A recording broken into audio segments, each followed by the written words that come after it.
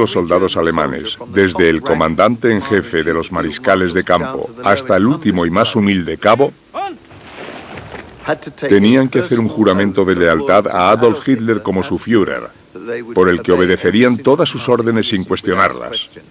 Hubo muchos alemanes que se educaron en las costumbres prusianas de disciplina y obediencia, que utilizaron como excusa para no rebelarse contra Hitler. ¡Heil Hitler! ¡Heil Hitler!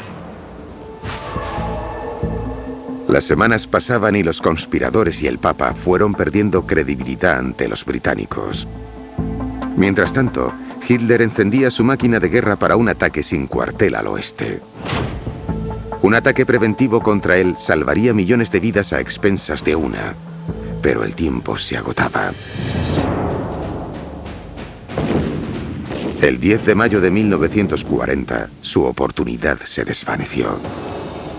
Hitler invadió Holanda, Bélgica, Luxemburgo y luego, por supuesto, comenzó la guerra. En ese momento se derrumbó cualquier opción de que los ingleses celebrasen un acuerdo con esos generales alemanes que se encontraban en medio de una guerra. De modo que todo se detuvo.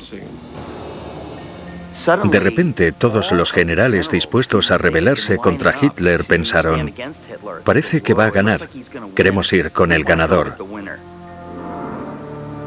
Los fracasos de esta primera ronda de conspiraciones desilusionaron extremadamente a Pío. Sintió que se había arriesgado demasiado, que puso su prestigio personal sobre la mesa y no sucedió nada. Pasó un año y medio y Hitler y los nazis tenían el control del continente. Pero en diciembre de 1941, dos acontecimientos revelaron nuevas grietas en la fachada nazi. En el frente oriental, el ejército alemán huyó tras una clamorosa derrota en la batalla de Moscú, mientras que en el extremo occidental,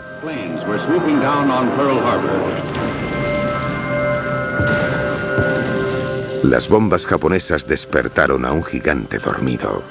We will gain the inevitable triumph, so help us God. El 11 de diciembre, Estados Unidos declaró la guerra a Alemania y la victoria de Hitler dejó de estar garantizada. El pueblo alemán lo amó cuando empezó a ganar la guerra en el 39 y el 40. No podían hablar, pero con el paso de los años, sabían que había perdido la guerra, primero, cuando invadió Rusia y segundo, cuando declaró la guerra a Estados Unidos. La guerra se hizo cada vez más cruda y el número de vidas perdidas fue tal que cada vez más gente sabía que había que hacer algo. Pronto se volvió a hablar de conspiración por las oscuras esquinas del Vaticano, donde el Papa Pío ideó un nuevo plan para recuperar la Santa Alemania perdida, eliminando a Hitler del mapa. En 1943, el cuarto año de la Segunda Guerra Mundial, los cimientos del poder alemán estaban cada vez más agrietados. En el frente oriental, los nazis agonizaban tras una desastrosa derrota en Stalingrado. En Occidente, los aliados se reagrupaban al mando de un nuevo líder, Estados Unidos. Y el divino Führer era más vulnerable que nunca. En ese momento, los oficiales del Frente Oriental comenzaron a tomar medidas drásticas para que Hitler sufriera un accidente. Pío XII estaba muy entusiasmado con el plan de los conspiradores alemanes y afirmó: si se cambia el régimen, será para mejor. En marzo, con el apoyo implícito del pontífice, los rebeldes de mayor rango del ejército de Hitler movieron ficha. ¿Teniente coronel? Sí, teniente. ¿Hemos olvidado algo? No, soy yo el que casi olvida algo. Hicieron pasar una bomba por un regalo de brandy. En el último momento, alguien fue al avión de Hitler y dijo: ¿le importa llevar esto? He perdido una apuesta y debo llevar una botella de brandy. De forma que lo metieron en el avión. Gracias, Heinz. Buen viaje. ¡Heil Hitler! ¡Heil Hitler!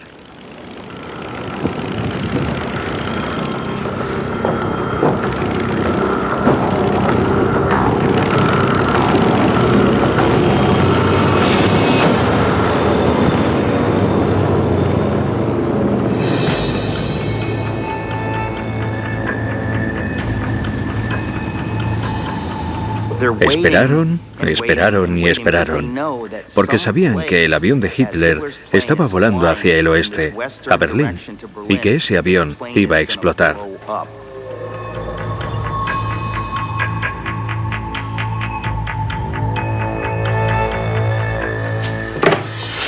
Diga. ¿Qué? Sí. Bien.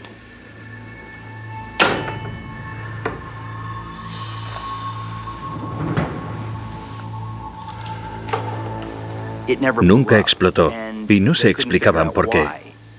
Era increíble. Estaban seguros de que iba a funcionar. Por alguna razón, la imprimación no se había volcado y no hizo contacto, de modo que no sabemos realmente el porqué, pero seguramente fue porque el aire frío a tanta altura lo detuvo. Casi parecía que el diablo estaba del lado de Hitler, porque si había algo que pudiera salir mal en la conspiración, salía mal.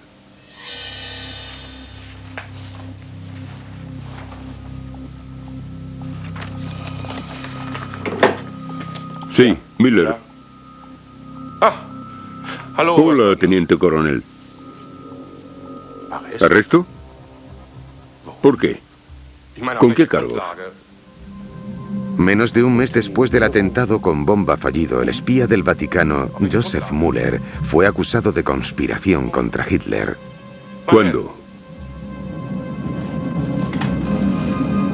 ¿Ahora? Sí. Por supuesto que estoy dispuesto a cooperar. Gracias por llamar.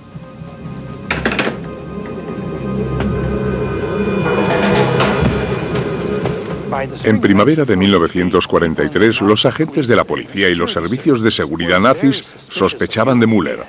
Llevaba en el punto de mira mucho tiempo. Pensaban que tramaba algo, pero no tenían pruebas.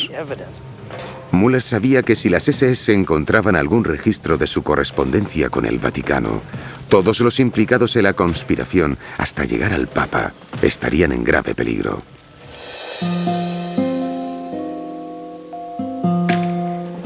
Toma, Hansi. Estarás hambriento. Müller ya sospechaba que la Gestapo iba a ir a por él y aprovechó el poco tiempo que le quedaba antes de que la Gestapo llegara para estar con su hija pequeña. Krista, mi princesa. Sí, padre. Mírame. Me marcho a Berlín. Tengo un trabajo que hacer. Puede que no vuelva en un tiempo. Pero no te preocupes. Krista, sé buena con mamá. No te olvides de darle de comer a Hansi. ¿De acuerdo?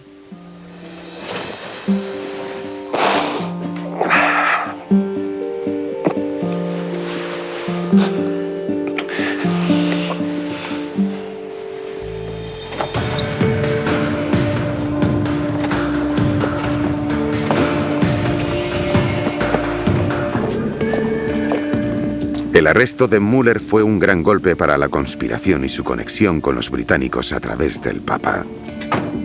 De momento parecía que la cruzada para asesinar a Hitler había fracasado. Pero estaba a punto de aparecer un nuevo rebelde que llevaría la antorcha de la resistencia. 2 días después del arresto de Joseph Müller, el coronel nazi Klaus von Stauffenberg fue gravemente herido en el norte de África. Su guerra había acabado, pero su cruzada estaba a punto de comenzar.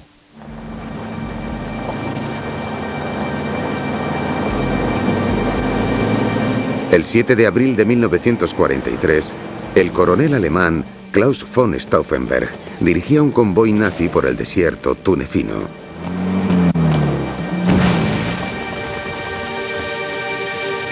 Segundos después, estaba casi muerto. Resultó gravemente herido por un ataque aéreo de los aliados. En ese momento, la conspiración para matar a Adolf Hitler renació.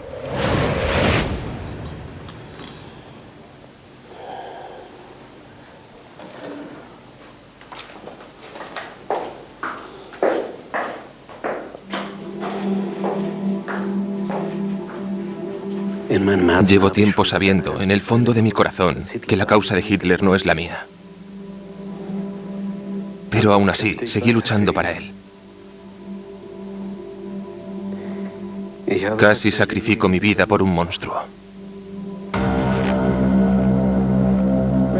En verano de 1943, la resistencia había sido completamente paralizada debido a varios intentos de asesinato fallidos, y el movimiento necesitaba nuevos miembros con urgencia. Fue la llegada de Stauffenberg la que aportó lo que yo llamo la cabeza, el corazón y la mano de la conspiración, el que estaba preparado para ir hasta el final. Tenía la visión, el impulso, el valor. Estaba preparado para actuar y no para hablar. Stauffenberg era en todos los aspectos el guerrero alemán modélico. Luchó con honor en Polonia, Francia y Rusia, e incluso recibió la Cruz de Hierro al Valor. Pero con cada atrocidad que vio en la guerra, su conciencia cada vez le pesaba más. Enseguida perdió la ilusión por culpa de actos tan horrendos como matar a discapacitados físicos y psíquicos, las atrocidades del Frente Oriental contra los judíos y contra los rusos y polacos capturados. Por supuesto, también vio cómo Hitler administraba mal y se inmiscuía en los asuntos militares tomando decisiones estúpidas. De modo que decidió que Hitler debía ser asesinado, pasara lo que pasara. En Túnez fue herido de gravedad. Perdió un ojo, una mano y 2 dedos de la otra, por lo que le quedaba un ojo, un brazo y media mano. Mientras se curaba, se planteó muchas cosas. Durante muchos años, había ignorado la llamada de su propia conciencia. Pero cuando los médicos le quitaron la escayola, nació un nuevo hombre.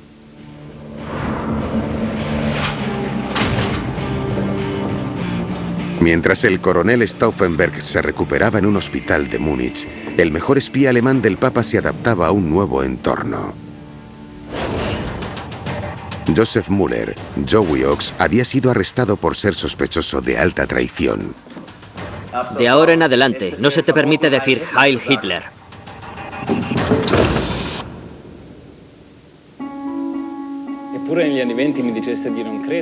Para Pío XII, el arresto de Müller no pudo haber sido en peor momento.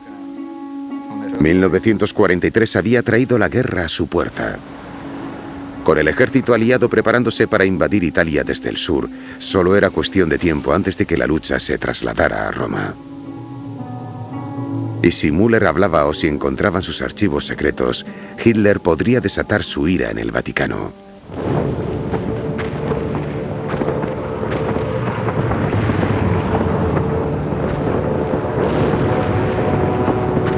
Jesús, líbranos de este mal.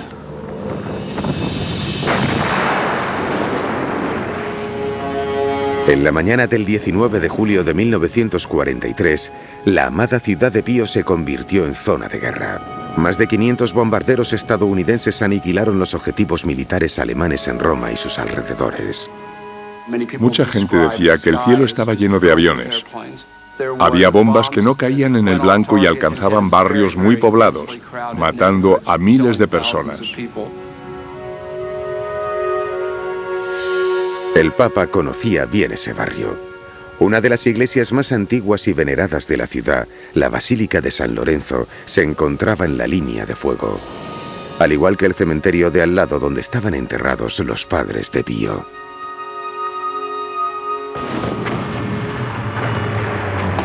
Su Santidad. Han bombardeado San Lorenzo. Montini, ¿cuánto dinero puede sacarse ahora mismo del Banco del Vaticano? Alrededor de 2 millones de liras, Su Santidad. Sáquelo inmediatamente y prepare su coche. Enseguida estaré con usted. Sí, Su Santidad.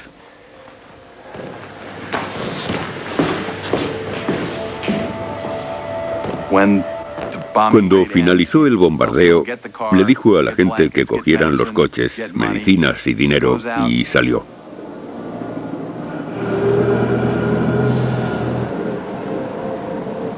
El Papa.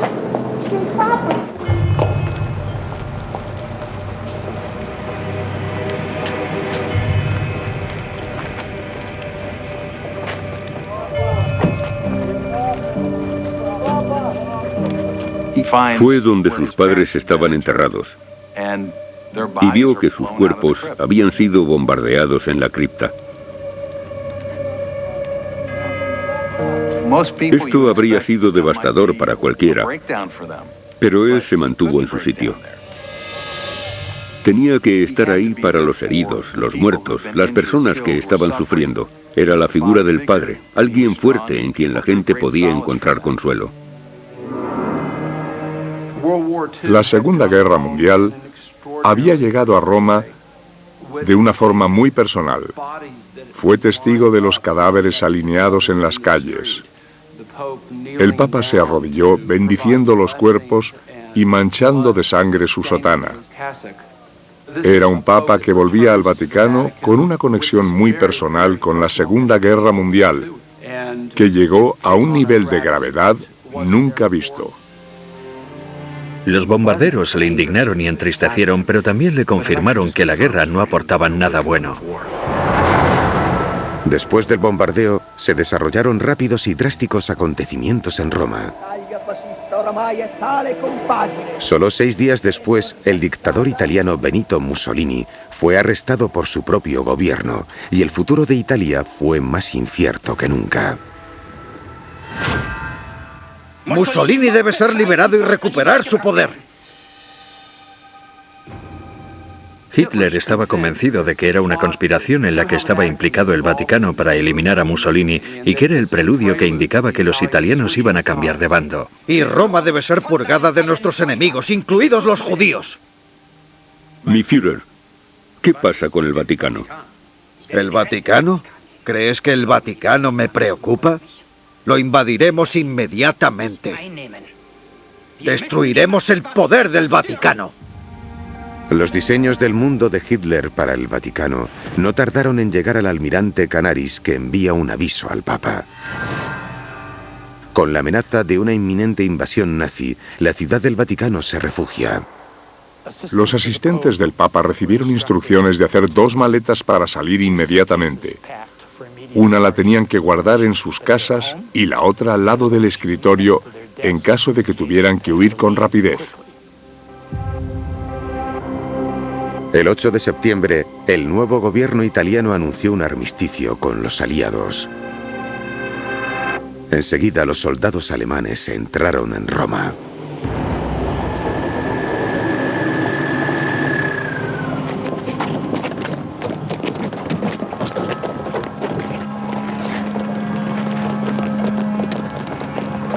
En cuestión de días, el Vaticano estaba rodeado.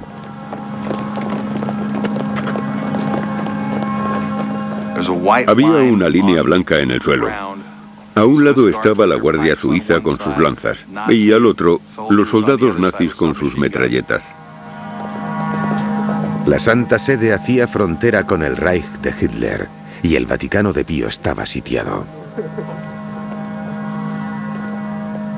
Más adelante, en los juicios de Nuremberg, cuando preguntaron al general Irving Lahousen acerca de las intenciones de Hitler de secuestrar al Papa, este contestó que no querían secuestrarlo, sino matarlo.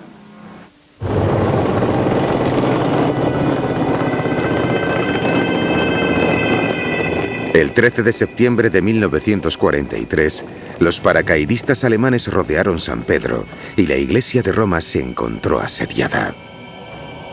Lo preocupante era si los alemanes entrarían en la ciudad del Vaticano, capturarían al Papa e incautarían los archivos, las pinturas, las obras de arte. Hitler quería devolver los tesoros a Berlín, recrear la ciudad del Vaticano dentro de Berlín.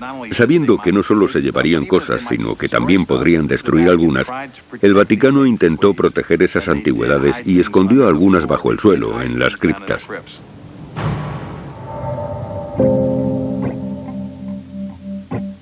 Pero no solo había valiosas obras de arte en juego. La población judía de Roma, un elemento de la ciudad desde hacía más de 2000 años, corre un peligro repentino de extinción. En otoño de 1943, alrededor de 5000 judíos romanos se escondieron en propiedades de la iglesia. Una vez hablé con un cura que estaba dando una charla en un seminario y me dijo, apenas teníamos comida, nos la teníamos que racionar. Y el Papa nos dijo que había 100 judíos a los que teníamos que acoger y con los que teníamos que compartir nuestras raciones. Se dice que mientras los judíos rezaban, si tocaban la puerta, enseguida empezaban a cantar Ave María, intentando hacerse pasar por católicos para evitar la persecución nazi.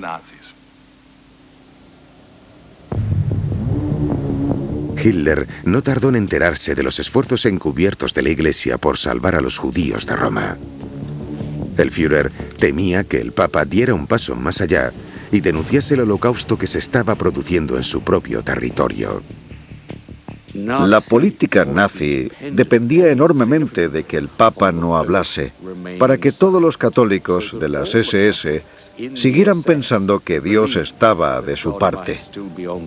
La condena del Papa se oiría en todo el mundo y sería desastrosa para la política exterior alemana. Acabada la guerra, el comandante de las SS de Hitler en Italia, el general Karl Wolff, declaró que recibió órdenes secretas tras la conquista de Roma para invadir el Vaticano y secuestrar al Papa. ¿Cuándo podrás cumplir con esta misión? Necesitaré algo de tiempo, mi Führer. Creo que la primera operación puede comenzar de 4 a 6 semanas. Eso es demasiado tarde. Karl Wolff es un personaje interesante, por no decir infame, de la historia de la Segunda Guerra Mundial. Hizo todo lo que estuvo en su mano para retrasar y boicotear esta orden, para no tener que invadir el Vaticano y secuestrar al Papa. Aunque esto no es del todo seguro, puesto que Karl Wolff era muy mentiroso. En más de una ocasión, reescribió la historia para mejorar su imagen. ¡Heil Hitler! Wolff también habló de una reunión secreta que organizó con Pío meses después para informarle personalmente de los planes de Hitler y le recomendó que no criticase a Hitler públicamente.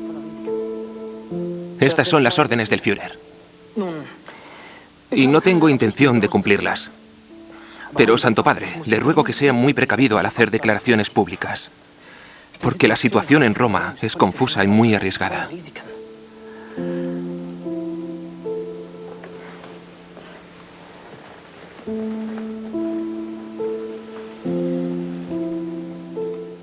Pase lo que pase, no me iré de Roma voluntariamente. Mi sitio está aquí. Santo Padre, tiene mi palabra de que haré todo lo que esté en mi poder para proteger su soberanía.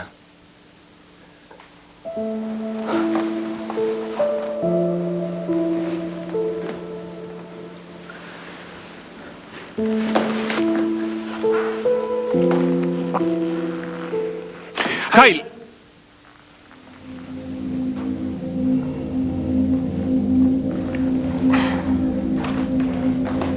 Con los nazis al mando de su ciudad natal, Pío volvió a enfrentarse a un agonizante dilema moral. Condenar el holocausto ante el mundo o contener su lengua por miedo a la respuesta de Hitler.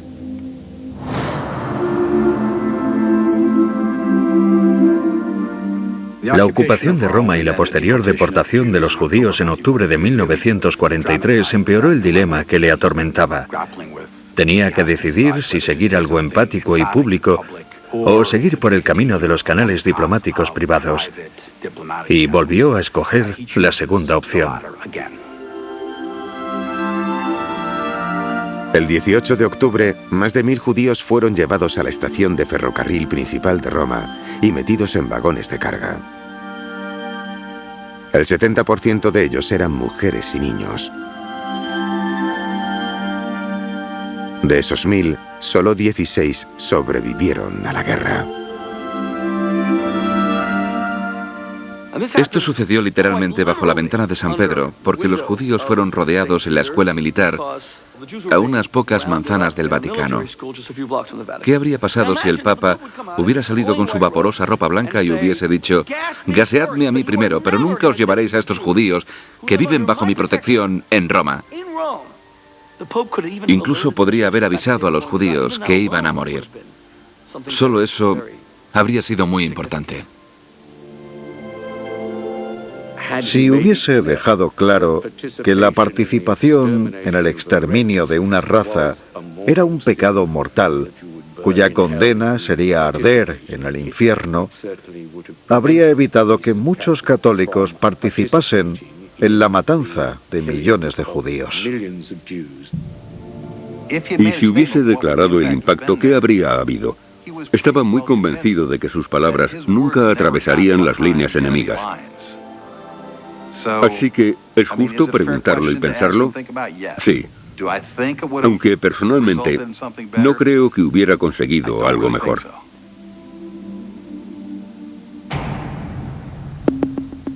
Mientras Hitler imponía su reino del terror en Roma, en el sur, las fuerzas aliadas avanzaban hacia el norte de la bota italiana.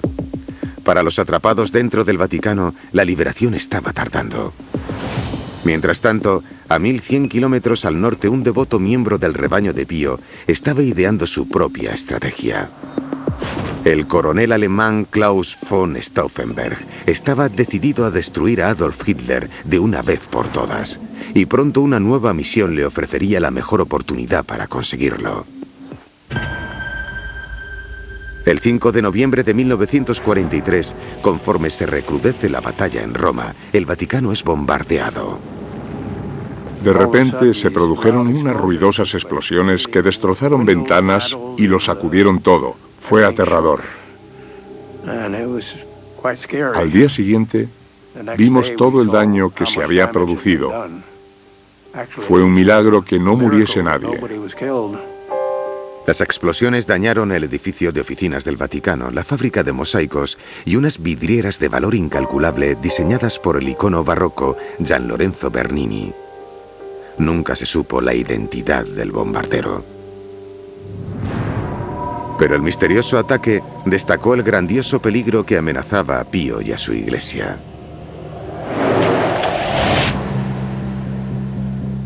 Mientras el pontífice rezaba por la liberación del mal que le rodea, un santo guerrero católico se preparaba para atacar a su fuente.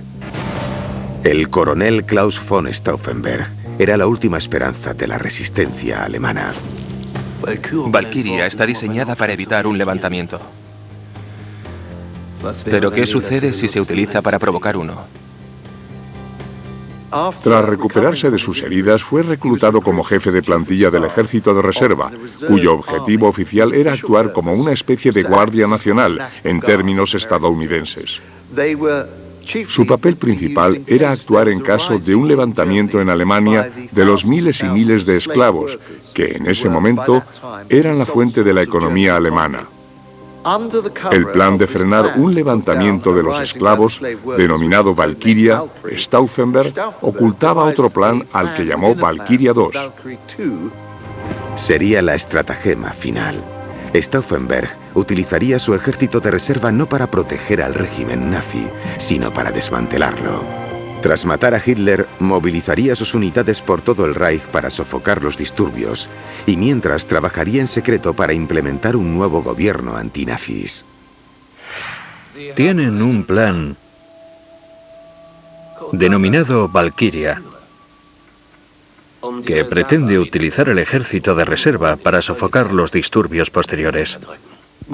Por el testimonio del padre Lieber, sabíamos que Pío XII conocía perfectamente el plan de Stauffenberg, que trataba de eliminar a Hitler con una bomba que instalaría un agente católico de la resistencia alemana.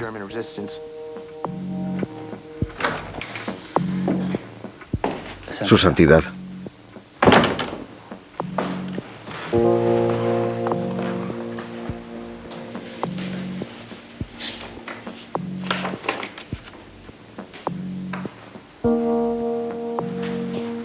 Conviene que me permita destruir esta carta ahora mismo. No es necesario, Robert. Puede decirles que ha visto al Papa quemar las páginas.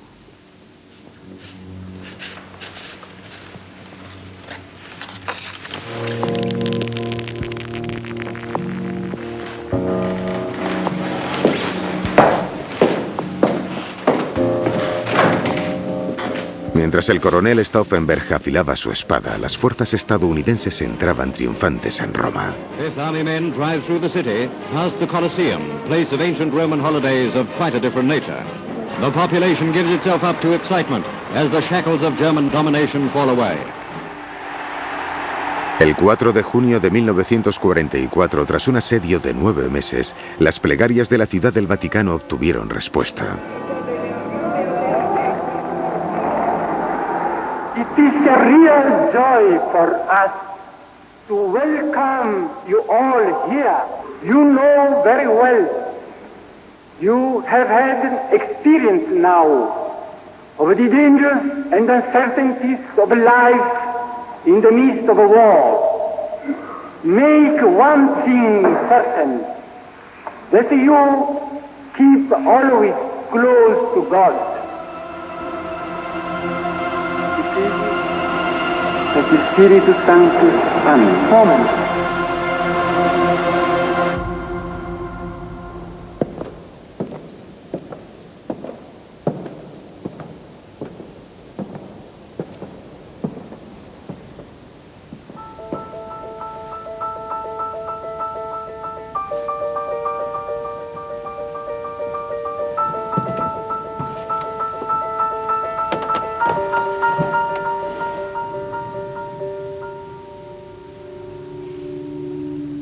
Señor Jesús,